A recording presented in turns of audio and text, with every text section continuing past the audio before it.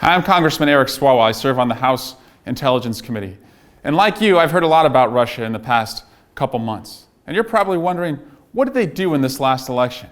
You've heard of Trump campaign officials going over to Russia. You've heard a lot about money coming from Russia to the United States. You've even seen the hacked Democratic emails that they disseminated throughout the election. But what they really did was they messed with your freedom to choose. And I'm here today to break that down for you.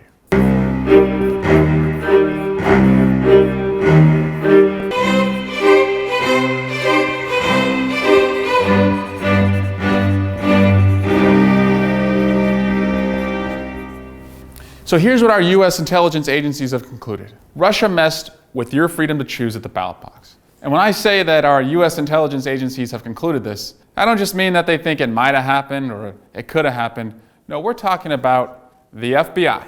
We're talking about the Central Intelligence Agency. And we're talking about the professionals, the computer wizards over at the National Security Agency.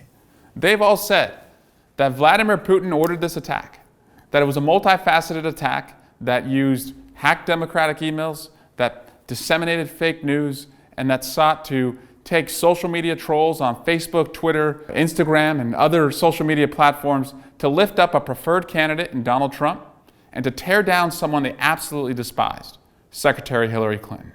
Now, we have not only Special Counsel Mueller and his team looking at this, but we have investigations in the House and the Senate trying to back up what these agencies found and also trying to find out whether any U.S. persons on the Trump campaign worked with Russia, and most importantly, what can we do here in the United States as our nation's leaders to ensure that this never happens again?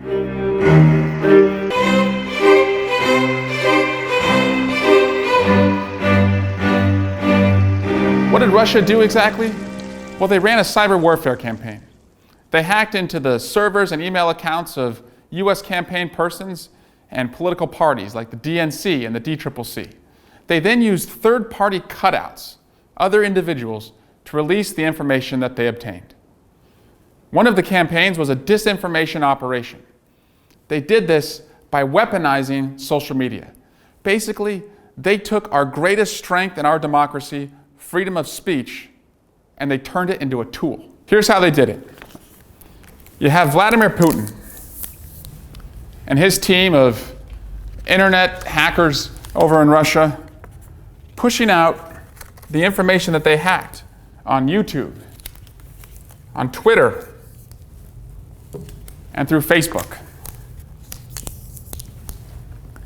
Now, how many people saw the disseminated fake news and hacked emails that they put out? Millions.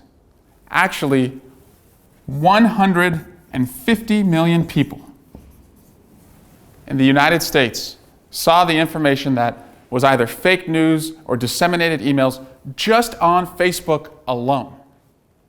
That's the reach that the Russians had during this campaign. That's how determined they were to get their preferred candidate elected. So why did they like Donald Trump? Well, Putin liked that he was a businessman. He was someone who was open to doing deals. But Donald Trump is probably one of the only persons in a free democratic society who thinks that Putin is a great guy. In fact, throughout the years, Donald Trump has invested heavily in trying to do business in Russia. He tried to peddle Trump vodka there. He's tried to get a number of trademarks over in Russia. In 2013, he took his Miss Universe pageant over to Moscow. Throughout the years, the Russians have also tried to invest heavily in Donald Trump. We've seen just recently, Donald Trump sold a home that he bought for $40 million for $98 million here in the United States. He reaped a profit of about 129% when the real estate market was crashing, selling it to a Russian oligarch. It's a two-way investment that Donald Trump and the Russians have had in each other. But the Russians waited for 2016 for the greatest investment of all, to do all they could to try and help him get elected. But Russia's cyber warfare did not stop with their social media campaign. We actually know that they tried to penetrate 21 different state voter registration databases. We don't know yet exactly what they were doing.